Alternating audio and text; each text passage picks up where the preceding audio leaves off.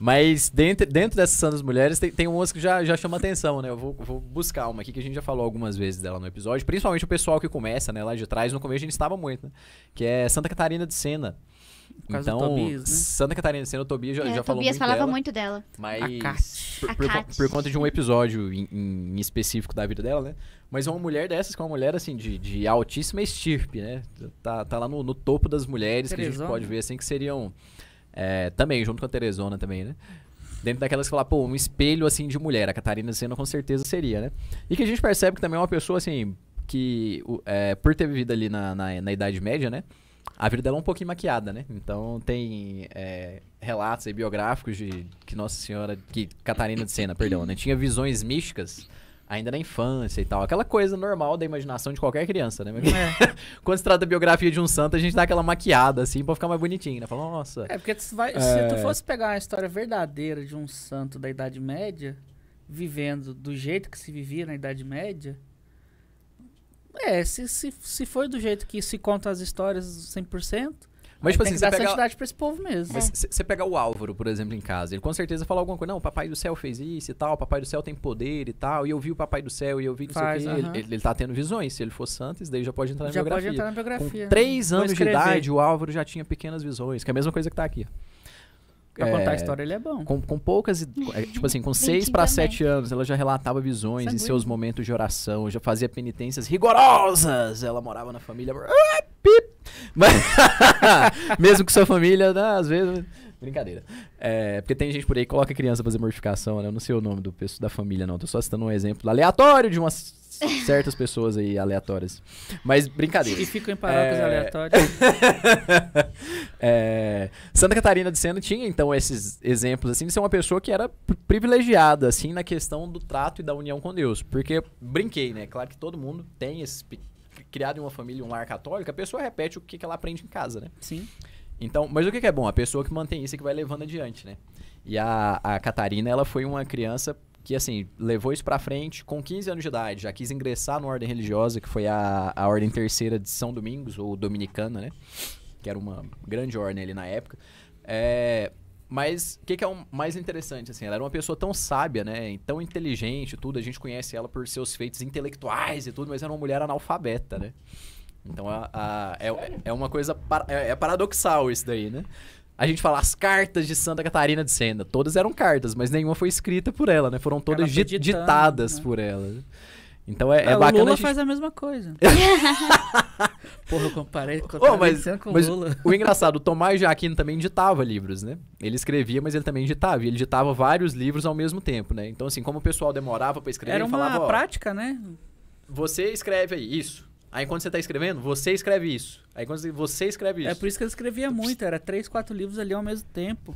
Mas imagina seguir a ideia do imagina, tipo de livro que ele faz. Imagina a cabeça de um cara pra digitar 3 livros simultaneamente, né?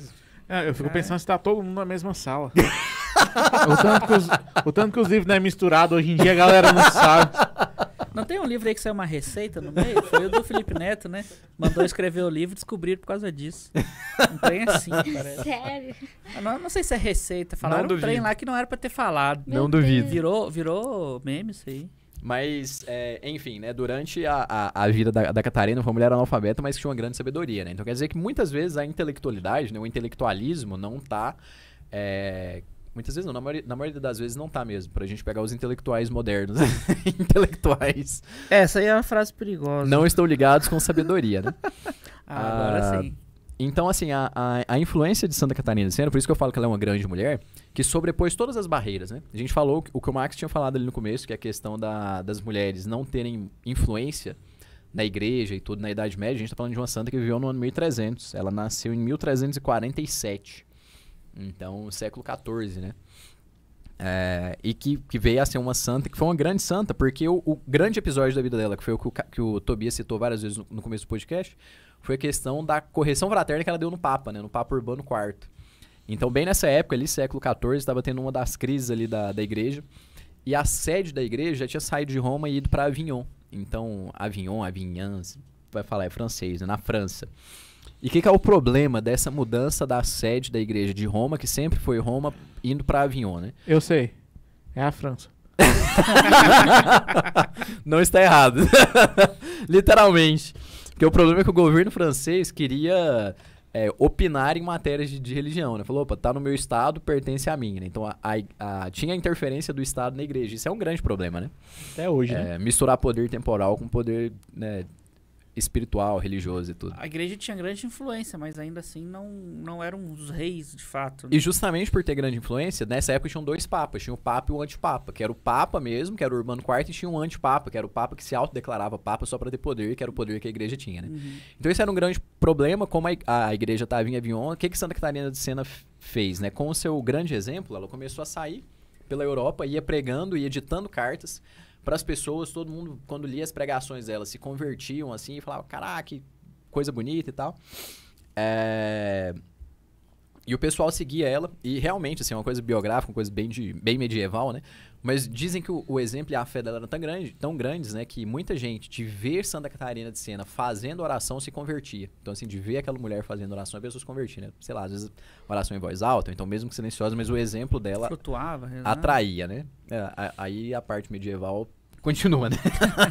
Quem gosta do extraordinário, acredite no que quiser aí. Matava dragão. Esse é São Mas Jorge.